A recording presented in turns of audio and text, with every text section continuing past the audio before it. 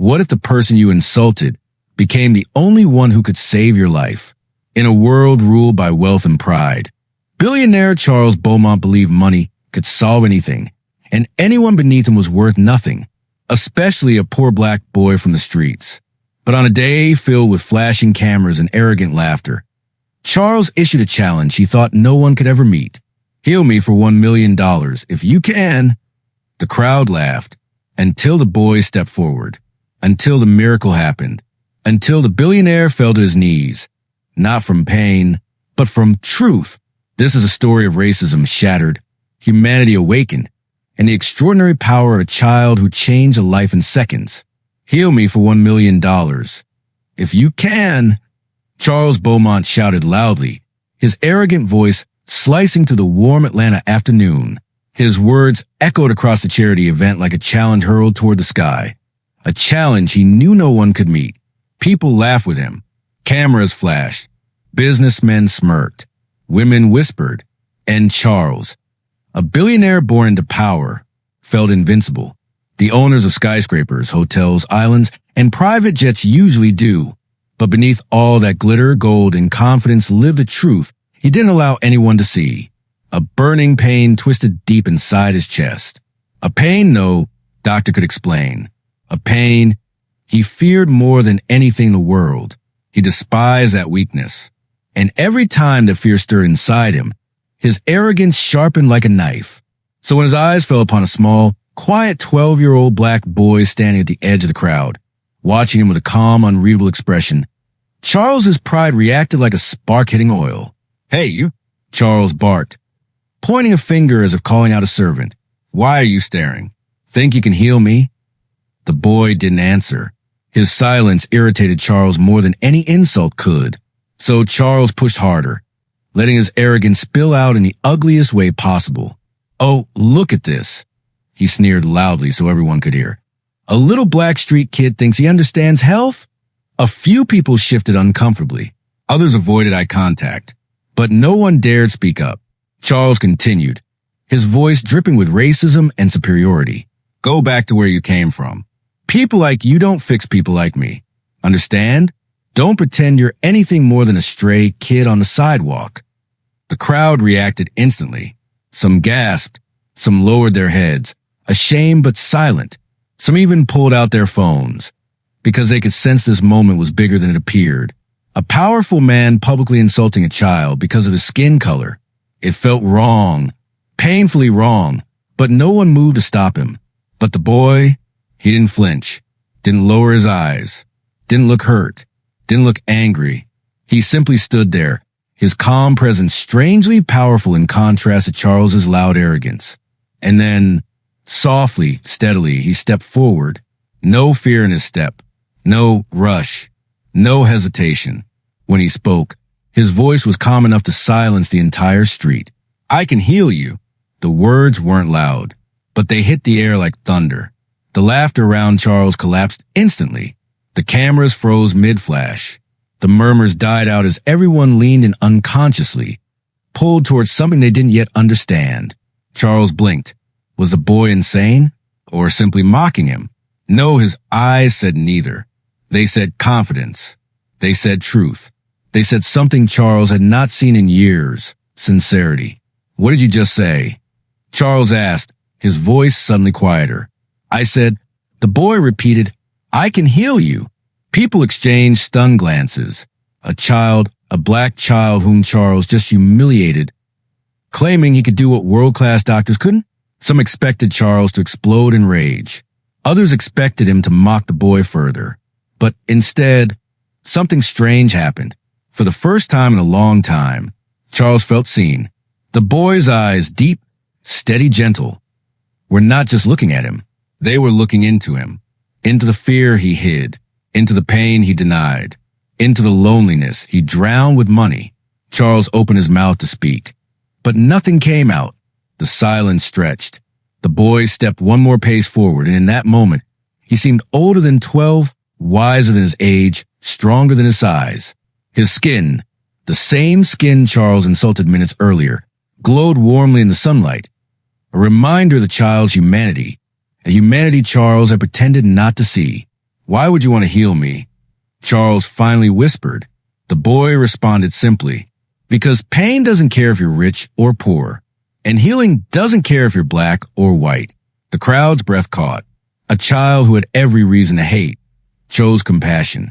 A boy insulted for his skin color offered kindness. A moment of cruelty turned into a moment of truth.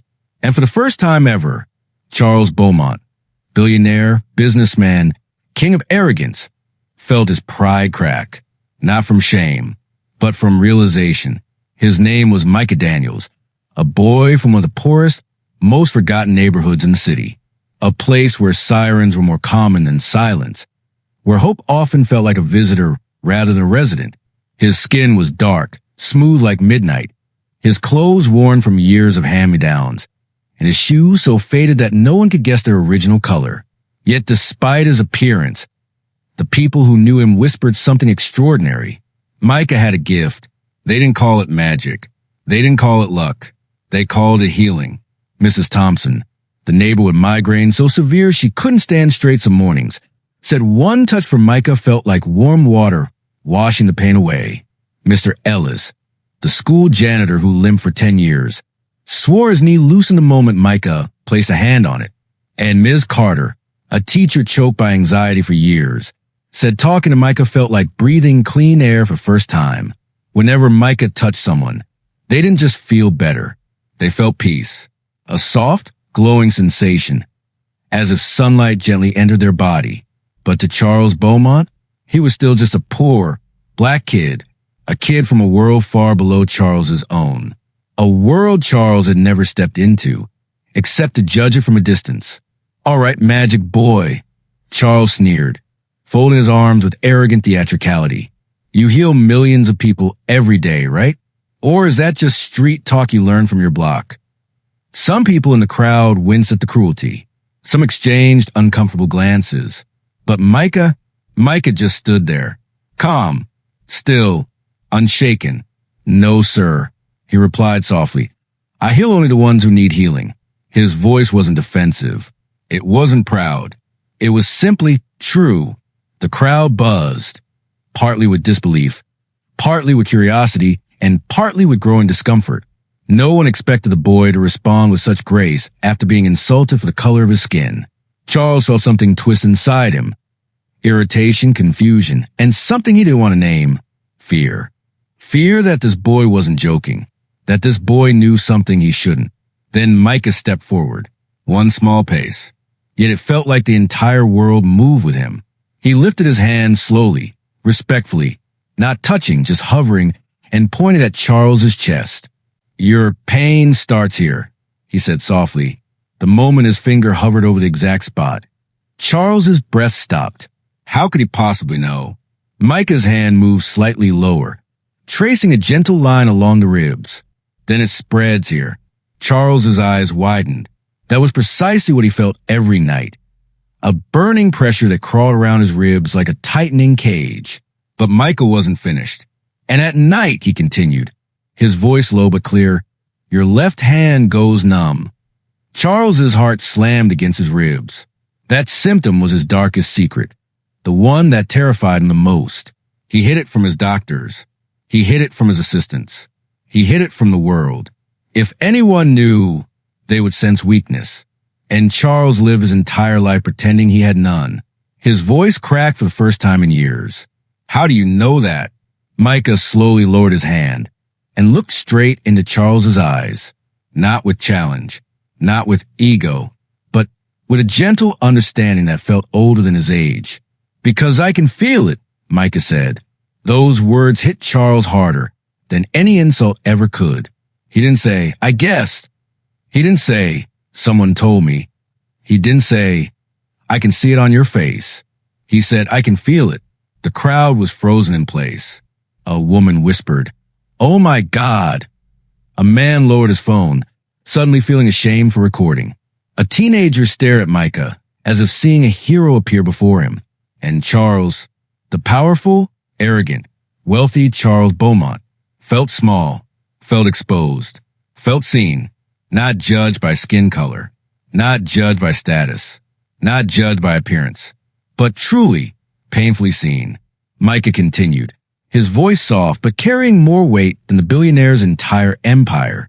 You hide your pain behind your pride, sir. Micah said, everyone sees your money. No one sees your suffering. But I do. Charles's throat tightened. For a moment, he forgot the cameras. He forgot the crowd. He forgot his ego. All he could see was this boy, this black boy he had mocked, dismissed, humiliated, standing before him with more dignity than any millionaire he had ever shaken hands with. And in that moment, Charles understood something he never admitted. This child wasn't small. He was enormous, powerful, bright, and Charles, with all his billions, felt like the poorest man in the world. The billionaire who never listened to anyone suddenly felt powerless in front of a child he had insulted only minutes earlier. A child he dismissed because of his skin color. A child he believed was beneath him. Yet now, he stood face to face with the only person who seemed to understand his pain. Something unfamiliar tugged inside Charles's chest, humility, a feeling he hadn't experienced in decades. His voice, usually dripping with arrogance, now cracked with uncertainty. Fine, Charles managed to say. You get 1 minute. Heal me and $1 million is yours. People gasped. Some pressed hands to their mouths. Others held up their phones, sensing they were witnessing a moment that would be replayed across the internet for years.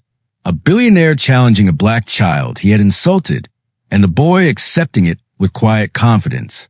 Micah didn't smile, didn't boast, didn't show fear. He simply stepped closer with the grace of someone twice his age and placed a small hand gently on Charles's broad chest. And then the world fell silent, not metaphorically, truly silent. The hum of traffic faded. The chatter of the crowd dissolved. Even the breeze paused, as if holding its breath along with every soul watching. Charles felt the warmth instantly, a soft heat radiating from Micah's palm, spreading through his chest like sunlight moving across cold water. Micah closed his eyes, his face calm, serene, almost angelic. The crowd leaned forward unconsciously, drawn into the moment like moths to light. The warmth intensified, not burning, not painful, but deeply comforting. It moved through Charles's ribs, through his shoulders, down the arm that went numb every night. He felt something releasing, a grip loosening inside him, a pressure dissolving. And then, in seconds, not minutes, it happened. The stabbing pain he had fought for months, the tightness that felt like an iron fist around his chest, the pressure that made him wake up sweating at night, vanished completely. Charles inhaled sharply, a deep, clean breath that filled his lungs like fresh air after storm. It shocked him so much he staggered back a step. His hand flew to his chest. He pressed. He poked. He pushed. No pain. Nothing. His voice trembled. It's gone, he whispered, almost afraid to believe it. How did you do that? Micah opened his eyes slowly. Eyes too wise, too calm, too gentle for a 12-year-old boy who had just been humiliated for his skin color. I didn't force anything, he said quietly. I just helped your body remember how to breathe again. Simple, soft, humbling. The billionaire who mocked healers, mocked miracles, mocked a child for being black, now stood trembling, healed by the very person he insulted. A child with nothing had given him something priceless. The crowd was stunned into absolute stillness. No one even thought to clap. The moment was too sacred, too heavy, too real. Then something unexpected happened. Tears filled Charles Beaumont's eyes. He blinked rapidly, trying to hide it, but he couldn't. The tears fell anyway. This man who built empires. This man who crushed competitors. This man who bragged that money could solve anything, now wept like someone who had been lost for a very long time.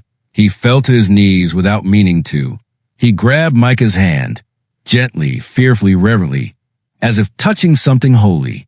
I insulted you, he whispered brokenly. I called you names, judged your skin, treated you like nothing. Micah didn't pull away. Charles lowered his head. I don't deserve what you just did for me. Micah spoke softly. Everyone deserves healing, sir, even if they forget that others deserve respect. The words cut through the air like truth made of fire and silk. Some people in the crowd cried openly. Others wiped their eyes secretly, because in that moment, the lesson hit everyone. The color you look down on may belong to the person who saves you. Charles lifted his face, streaked with tears. For months I thought no one could help me, he said. But all this time, the person who healed me was someone I treated like he was less than human. Micah only smiled gently. Your body is healed, he said. Now let your heart heal too. And for the first time in his life, Charles Beaumont understood the true meaning of wealth. Not money, not power, not reputation, but humility, healing, humanity. And he owed all of it to a black boy he once underestimated. Charles immediately reached for his wallet. His hands were trembling, not from pain, not from fear, but from overwhelming shock. Just minutes earlier, he had mocked this boy, belittled him, humiliated him for being black. And now that same boy had given him what no doctor, no machine, no fortune could give. Relief, freedom, a second chance at life. You earned it, Charles said, voice thick and shaky. $1 million.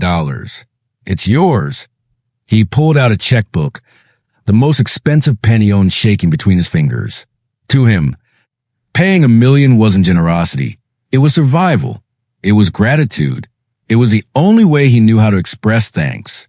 But before he could finish writing, Micah took a gentle step back. No, sir, he said softly. Charles looked up, startled. No, I don't take money for healing, Micah repeated, firmness wrapped in tenderness. Charles froze, the pen still hovering over the page. A boy with nothing, not proper shoes, not proper clothes, not proper meals, was refusing more money than most people would see in 10 lifetimes. Micah continued, his voice steady. In this world, sir, some things shouldn't be sold. Healing is a gift, and gifts are meant to be given, not traded. A ripple went through the crowd. People who had laughed at Micah earlier now wiped tears from their eyes. Some hid behind sunglasses. Some turned away, ashamed of how they joined in the billionaire's mockery. The billionaire who once judged his boy by the color of his skin now felt painfully small in front of him. Then what do you want? Charles whispered, the arrogance gone, replaced by humility he didn't know he possessed. There must be something you want, anything. Micah nodded. Yes, he said softly. There is something. Charles leaned forward as if the words themselves were a lifeline. Micah looked into his eyes, not with fear, not with anger, but with a compassion so deep it disarmed everyone around them. I want you to breathe, he said, to slow down, to stop living like the world will collapse if you rest for one moment, live like someone who deserves healing. Charles swallowed hard. Those words pierced him, not like a knife, but like truth gently breaking open years of walls around his heart. For years he had run from himself, buried his fears under wealth, ignored his pain under pride. He had forgotten what living felt like. Micah wasn't finished. And one more thing, the boy added quietly. Charles's voice trembled. What is it? Help someone who can't repay you, Micah said. The way I helped you. The words didn't just touch Charles. They shattered him. He had lived his entire life believing value was measured by status. That worth came from money. That generosity only counted if people saw it. Yet here was a child, a poor black child he had insulted, teaching him a lesson no billionaire mentor had ever taught. Humanity is priceless, and kindness is strongest when it asks for nothing. Charles's knees weakened, not from illness, from humility. He slowly lowered himself until he was eye level with Micah, something the crowd had never seen a billionaire do. His voice cracked with raw honesty. I insulted you because of your skin, because of your background, because I thought I was above you. He shook his head, tears sliding freely. But today, you showed me I am the small one, and you are the one with greatness inside. Micah didn't gloat, didn't smile triumphantly, didn't remind Charles of his cruelty. He simply placed a hand over Charles's trembling one. It's never too late to change, sir, Micah said softly. The simplicity of the words struck harder than any punishment, any anger, any revenge could have done. And the crowd felt it, felt the shift, the transformation, the powerful message rising from the ashes of humiliation. Racism shrinks the heart. Kindness expands it, and forgiveness heals it. Charles bowed his head, literally bowed, before a child he once saw as inferior. Only now did he understand the truth. Greatness isn't measured by skin color, or wealth, or power. Greatness is measured by the love you give freely, especially to those the world ignores. Micah stepped back, letting the silence speak. And for the first time in his life, Charles Beaumont breathed not as a billionaire, not as a man in control, but as a human being finally learning what it meant to be whole. That day changed Charles Beaumont forever. Not slowly, not gradually, but in one sudden, soul-shaking moment.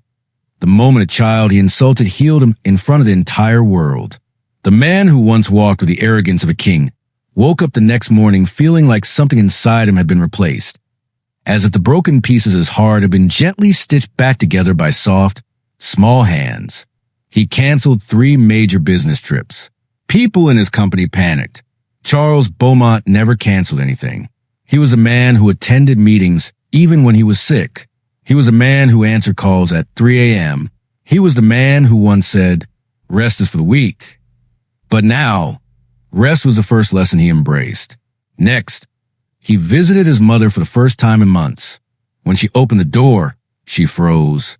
Her son, the billionaire, the cold businessman, the man always rushing, was standing there with flowers in his hand and softness in his voice. "Mom, I'm sorry." He didn't need to explain. She saw the change in his eyes immediately. The gentleness Micah had awoken in him. Charles then began calling people he had ignored, dismissed, or mistreated. His assistant, who had endured his temper for years, cried when he said, "I appreciate you." His driver wiped away tears when Charles hugged him and said, "Thank you for taking care of me all these years." The receptionist nearly fainted when Charles finally remembered her name. One by one, he repaired the bridges he had burned. Not because he had to, but because Micah's words echoed inside him. Help someone who can't repay you. And then he did something the world never expected. He opened a free wellness and mental health center in Micah's neighborhood. The very neighborhood he once judged, feared, and avoided. People whispered that the billionaire had lost his mind, but a few whispered something else. Maybe he finally found his heart. The center wasn't small. It wasn't symbolic. It was huge, with doctors, therapists, counselors, nutritionists, and social workers. Every service was completely free. People from the poorest blocks walked in with their worries and walked out with hope. Mothers who couldn't afford therapy for their children. Elderly men who lived with untreated pain. Teenagers battling depression. Exhausted single parents who needed someone to talk to. For the first time, they had a place to heal. A place to breathe, a place that didn't ask them for money, only trust. Reporters flooded the opening ceremony. They pushed microphones in Charles's face and asked, "Why build it here? Why mental health? Why give it all away for free?" Charles didn't give a long speech. He simply said, "Because a boy once healed me, not just my pain, but my heart." The video went viral nationwide. People were stunned. A billionaire openly admitting that a poor black child had saved him? It flipped society's expectations upside down. For years, Charles had been known for his ego. Now, he was known for his humility. For years, he believed wealth made him powerful. Now, he believed kindness made him human. He visited the center often, walking to the halls quietly, greeting patients, asking people how they felt, sitting beside them without judgment. Something he had never done before. But Micah didn't change at all. He didn't ask for fame. He didn't stand beside Charles for photo sessions. He didn't let the world treat him like a miracle boy. He simply continued doing what he always did, helping people. Quietly, freely, with hands that carried nothing but kindness. Some evenings, Micah would walk past a wellness center and smile softly, watching kids play in front of it, seeing elderly people walk without pain, hearing laughter where there once was silence. He didn't need credit. The healing was enough. No one ever forgot the moment a wealthy man laughed at a child, mocked him for his skin, dismissed him as useless. And that child, that beautiful, gentle, powerful black child, healed him within seconds. The moment became a story parents told their children, a story teachers used to teach compassion, A story pastors used to talk about forgiveness. A story communities repeated to remind themselves that skin color does not define greatness. The heart does. And every time someone walked to the doors of the wellness center, they were walking into the living proof that a single act of kindness can change the world. In the end, Charles Beaumont discovered a truth far more valuable than wealth, that healing, compassion, and humanity can come from the places we least expect. A child he once judged for his skin color became the very person who saved him, not just from pain, but from himself. Micah never asked for money, fame, or praise. He simply showed the world that kindness is no price, that miracles can come from humble hands, and that greatness lives within every heart willing to help another. Let this story remind us all, never judge, never underestimate, always choose compassion. And if stories like this inspire you, if you believe in humanity, hope, and the power of change, Sparkles, consider subscribing to Soulvex Studio, where every story touches a soul and every lesson lights a path. Thank you for watching. Stay kind, stay human, stay connected.